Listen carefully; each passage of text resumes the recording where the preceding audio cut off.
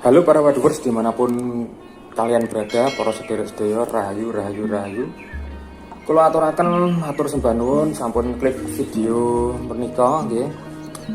Terima kasih sudah mengklik video ini dan juga sudah mensubscribe ya, semoga sih sudah ya. Bagi Anda yang belum subscribe, saya persilakan untuk subscribe terlebih dahulu ya, kemudian klik tanda lonceng supaya Anda selalu mendapatkan notifikasi pemberitahuan update video terbaru dari channel Waduh Sanjaya, channel kita ya. Pada kesempatan video kali ini saya tidak seperti biasanya, saya tidak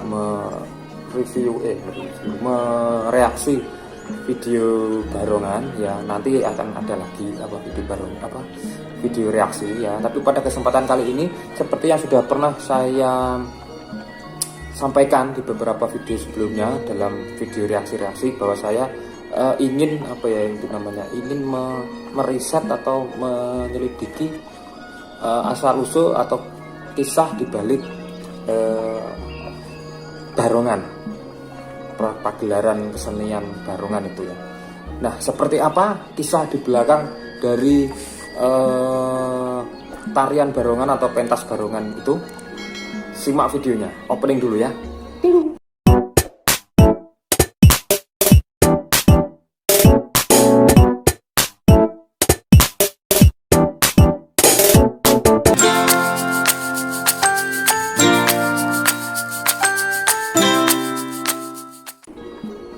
Nah, baik, kita langsung mulai saja. Nah, nanti akan ada ilustrasi ya, mungkin di sini ada ilustrasi, saya taruh di sini, makanya saya selalu geser ke samping ya. Nah, kita mulai dari kesenian barongan itu sendiri ya. Jadi kesenian barongan itu menurut sumber yang saya cari di internet ya, kesenian barongan itu bersumber dari Hikayat Panji ya. Jadi Hikayat Panji ini ternyata setelah saya riset, setelah saya cari-cari, itu ternyata terkenal seantero Asia Tenggara. Jadi di beberapa tempat di penjuru Asia Tenggara ini mengenal kisah ini ya, nanti kita akan bahas. Nah, jadi kisah ini itu diawali dengan iring-iringan prajurit berkuda yang mengawal Raden Panji Asmoro Bangun, atau kalau di barongan itu disimbolkan dengan Pujangga Anom ya, dan juga Singo Barong. Adapun secara singkat dapat diceritakan kayak ngene lur ya. Jadi Prabu Klono Sewandono dari Kabupaten Bantarangin jatuh cinta kepada Dewi Sekartaji, putri dari Raja Kediri. Nah, jadi ini ada hubungannya dengan Kerajaan Kediri. Memang cerita ini tuh muncul pada masa Kerajaan Kediri, jadi sudah lama sekali, sudah berabad-abad yang lampau ya. Maka karena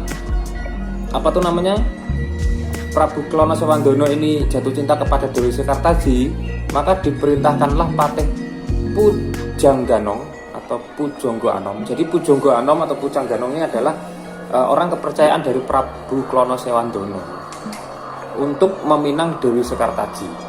Nah, jadi dari Kabupaten Bantarangin berangkatlah Pujangga Anom untuk meminang Dewi Sekartaji untuk Prabu Klono Sewandono. Jadi ini utusan ya, Pujangganong ini utusan. Karena utusan raja, pastinya dia bukan orang sembarangan, pasti dia sakti gitu aja gampangannya ya. Sakti itu dalam artian itu bukan sakti ilmunya, tapi berbagai macam bukan sakti punya kekuatan super gitu enggak, tapi dia tuh pinter lah istilahnya gitu. Pintar. Nah, jadi Pujangganong ada utusan raja, orang yang pintar, orang yang bisa bernegosiasi, ya, deal-dealan dengan pihak dari Kediri nanti. Ya. Nah, akhirnya Prabu Pujangganong ini atau Pujangga Anom ini dia tidak berangkat sendiri, karena kan utusan raja masa berangkat sendiri. Nanti kalau dicegat orang kan repot. Jadi dia disertai dengan 144 prajurit berkuda ya, yang dipimpin oleh 4 orang perwira ya, kuda larean, kuda panegar, kuda panyisih, dan kuda sangsangan. Nah, ini ada 4 pasukan, jadi 144 pasukan berkuda itu dibagi mungkin ya ini ya, dibagi menjadi 4 kelompok gitu ya. Jadi yang dipimpin kuda larian, kuda panegar, kuda panyisih, kuda sangsangan. Tentunya 144 ini meskipun jumlahnya sedikit ya, cuma 144 pasukan pengiring. Saya yakin ini bukan orang biasa. Mereka pasukan terlatih, terpilih lah istilahnya zaman itu. Nah, maka berangkatlah Pujangga Anom disertai diiringi dengan 144 pasukan berkuda tadi itu. Ya. Nah, mereka pun akhirnya berjalan. Pujangga Anom dikawal dengan 144 pasukan berkuda yang dipimpin 4 perwira tadi. Mereka pun akhirnya memasuki hutan Wengker. Ya, mereka memasuki hutan Wengker. Jadi ini mungkin perbatasan ya. Mereka sudah mau keluar dari kerajaannya, mereka mau menuju Kediri. Mereka harus melewati hutan Wengker. Nah, rombongan prajurit dari Bantarangin yang dipimpin oleh Pujangga Anom dan 144 pasukan kuda tadi tiba-tiba saja dihadang oleh Singobarong. Nah, ini Singobarong. Nah, yang sering kita lihat di reaksi atau di Wirosari, di Kuwu, di Kradenan, di mana-mana itu ya. Singobarong itu penjaga hutan Wengker. Ya. Tapi Singobarong ini bukan hewan. Ya, dia itu hewan jadi-jadian atau siluman atau orang yang bisa menjadi singa. Ya, dia itu sebetulnya adalah seorang adipati. Ya, jadi Singobarong itu adalah jelmaan dari adipati yang namanya Gembong Amijoyo. Ya, Adipati Gembong Amijoyo ini memang tugasnya menjaga keamanan Wengker, keamanan hutan Wengker yang merupakan perbatasan. Ya, jadi ini adalah hutan yang menjadi batas wilayah, gitu ya. Jadi dia memang bertugas di situ menjaga. Nah, dalam dalam penjagaannya itu, dalam menjaga hutan Wengker itu dia bisa menjelma menjadi Singobarong, singa besar atau harimau besar yang melindungi menguasai, melindungi dan memang bertugas untuk menjaga hutan Wengker tersebut. Ya. Maka terjadilah perselisihan antara Pujangga Anom yang dikawal dengan 144 pasukan kuda melawan Singobarong. Ya, terjadilah pertarungan sengit, perselisihan sengit lah yang memuncak dan terjadilah peperangan. Semua prajurit dari Bantarangin tadi, 144 tadi, ditaklukkan oleh Singobarong. Ya, bisa dikalahkan oleh Singobarong. 144 pasukan kuda tadi. Akan tetapi empat pemimpinnya tadi siapa? Kuda larian, kuda panegar, kuda panyisih dan kuda sangsangan tadi itu lolos. Ya, dia pas anak buahnya 144 itu mungkin is dead ya, tewas dalam pertarungan melawan Singobarong itu. Namun keempat perwiranya, pemimpin pasukannya itu tadi lolos ya, dan melapor kepada rajanya, adipatinya tadi maksudnya, Adipati Klono Sewandono. Kami dikalahkan oleh Singobarong yang menjaga hutan Wengker. Sinuwun gitu, mungkin seperti itu ya. Pada saat itu juga 2 orang Punokawan ya, Panji Asmorobangun dari Jenggala ya. Pada saat itu juga 2 orang Punokawan Raden Panji Asmorobangun dari Jenggala bernama Lurah Noyontokot dan Untup juga mempunyai tujuan yang sama ya, yang diutus Panji untuk melawar Dewi Sekartaji. Nah, ini beda lagi. Ini ada pihak lain ya. Pihak lain ini adalah Raden Panji Asmorobangun dari Jenggala ya. Dia juga mengutus ya, mungkin dia pangeran dari Jenggala. Dia juga naksir dengan Dewi Sekartaji. Nah, dari Jenggala dia Panji Asmorobangun mengutus Lurah Noyontoko dan Untup. Nah, ini kerajaan satunya lagi. Mereka pun berangkat sama untuk melamar Dewi Sekartaji. Hampir mirip juga, dia juga harus melewati hutan Wengker. Nah, Noyontoko dan Untup, utusan Raden Panji Asmorobangun, itu mendapatkan rintangan juga dari Singo Barong ya. Singo Barong melarang keduanya untuk melanjutkan perjalanan ya. Namun tentu saja karena diutus oleh seorang pangeran, karena sudah diutus oleh Doronya Raden Panji Asmorobangun, Noyon Toko dan Untub tetap ngotot untuk melewati hutan Wengker. Akhirnya mereka Untub dan Noyon Toko harus menghadapi Singo Barong yang merupakan jelmaan dari Adipati Gembong Amijoyo ya. Mereka pun bertempur habis-habisan. Nah, tapi akhirnya Noyon Toko dan Untub merasa kewalahan karena mungkin kesaktian dari Singo Barong itu tadi ya. Sehingga ditelepon lah, ditelepon. Gak tahu caranya dulu bagaimana ya, ditelepon, ditelepati atau bagaimana. Noyon Toko dan Untub ini memanggil saudara seperguruannya yang sakti, yang namanya adalah Joko Lodro dan Kedung Srengenge. Ya, akhirnya Joko Lodro dan Kedung Srengenge dengan kesaktian yang dimilikinya, ya, dengan keris mungkin atau dengan tombak, dengan senjata atau dengan kepandaian dan keilmuannya, ya, akhirnya bisa menaklukkan Singo Barong dan meninggal Singo Barong mati. Nah, akhirnya siapa tadi? Utusan dari Raden Panji untuk Noyon Toko, Joko Lodro, ya, saudara seperguruannya tadi, Joko Lodro dan siapa satunya lah lupa ya. Joko Lodro dan Kedung Srengenge. Mereka yang akhirnya tiba di Kediri duluan, mendahului yang utusan yang dari satunya tadi, yang Pujangga Anom. Jadi Pujangga Anom belum nyampe, yang nyampe duluan adalah utusan dari Raden Panji Asmorobangun. Mereka pun akhirnya tiba di alun-alun Kediri. Nah, setelah sampai di alun-alun, pasukan tersebut bertemu dengan rombongan Raden Panji yang juga bermaksud meminang Dewi Sekartaji. Sebentar, ini saya agak bingung. Bentar.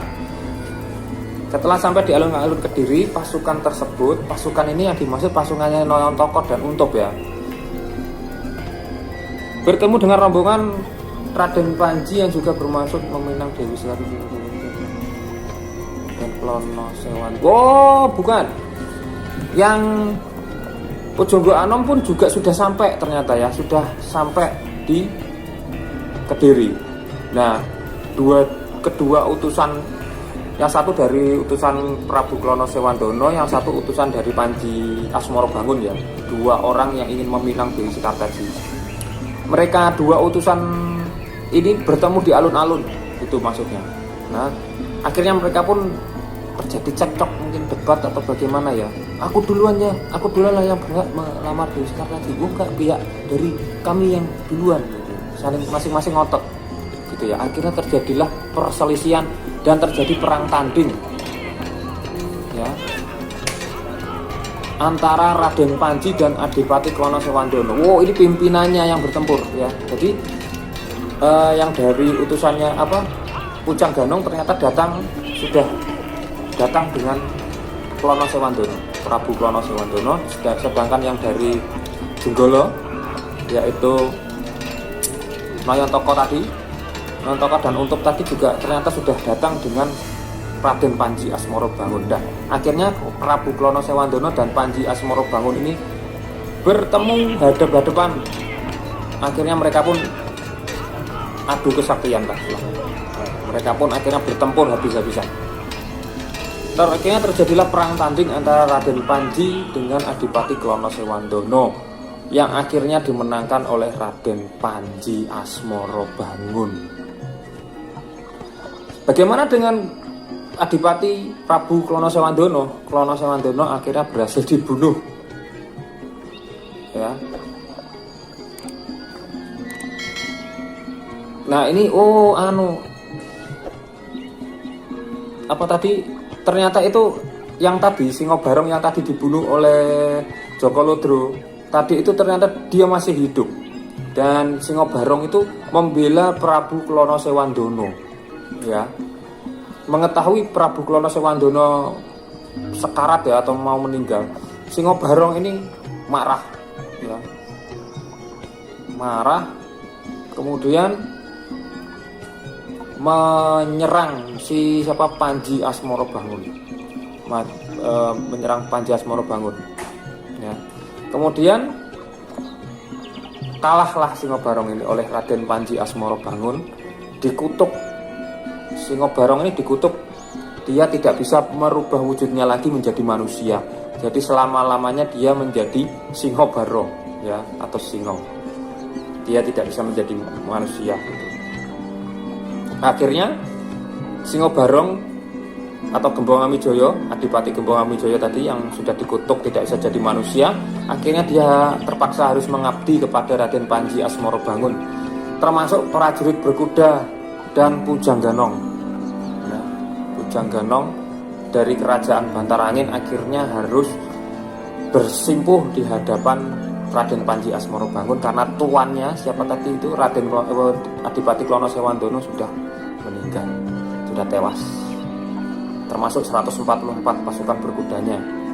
Untuk Dayot Noyontoko juga akhirnya harus menjadi bawahan dari Raden Panji Asmorobangun. Nah, akhirnya mereka pun melanjutkan, ya ini bergabung ya akhirnya bergabung. Noyontoko untuk Singobarong akhirnya menjadi bolonya Raden Panji Asmorobangun. Mereka lanjut untuk melamar Dewi Sekartaji. Nah, suasana arak-arakan yang dipimpin oleh Singobarong, Pujangganong, inilah yang menjadi latar belakang munculnya kesenian barongan. Nah, jadi awalnya Pujangganong, Singobarong, ini awalnya tadi kan musuhan ya. Akhirnya mereka berteman menjadi satu tuan Prabu Klono Sewandono. Kemudian ketemu dengan Raden Panji Asmorobangun. Bolone pasukannya Adipati Klono Sewandono kalah, malah akhirnya ngikut gabung ke Panji Asmorobangun. Akhirnya rame kan, arak-arakan mau melamar Dewi Sekartaji rame. Nah, ini yang dijadikan kesenian barongan. Jadi kesenian barongan itu arak-arakan untuk melamar Dewi Sekartaji, ya. Arak-arakannya untuk melamar Dewi Sekartaji.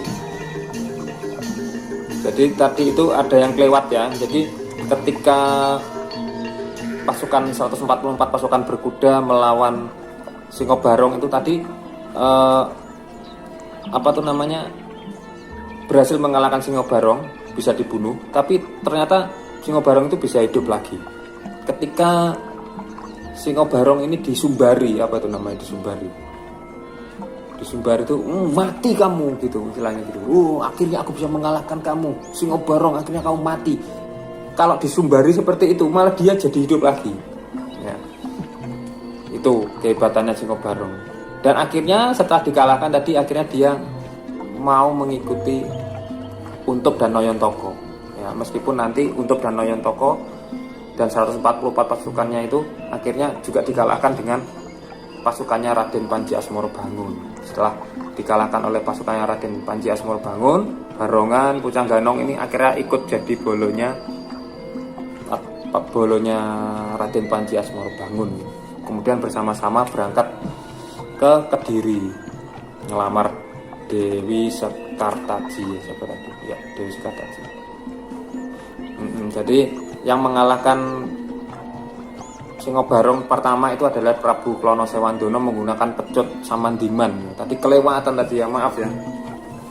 Kelewatan tadi. Saya ngekliknya kecepatan, kebablasan. Nah, itulah yang menjadi dasar dari cerita atau tarian Singobarong. Nah, itu. Nah, teman-teman, itu tadi kisah dibalik kesenian rakyat tradisional Barongan. Jadi itu merupakan kisah cinta antara Dewi Sekartaji atau Galuh Condro Kirono dengan Panji Asmorobangun dari kerajaan Jenggolo, ya, yang harus melewati rintangan yang sangat luar biasa banyak foto ya. Jadi itu memang gambaran dari dua kerajaan yang sering bertempur dan akhirnya yang saling bermusuhan, dan akhirnya kedua kerajaan itu menyatu karena cinta. Nah, jadi kisah cinta itu memang dari dulu itu adalah sesuatu yang menyatukan dua insan, bisa merubah segalanya. Nah itulah intinya apa kisah ini, kita harus saling menyayangi, tidak saling mencelakai. Nah, tidak boleh ada perpecahan, jadi kita harus bersatu. Jadi itu kisah seperti ini sudah ada sejak ratusan tahun yang lalu, sejak tahun 1300-an sudah ada, dan itu terkenal sampai ke mancanegara, sampai ke Asia Tenggara.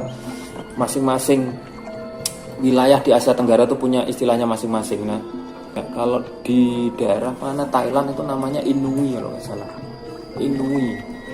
Ceritanya tetap sama ya, seperti itu ya.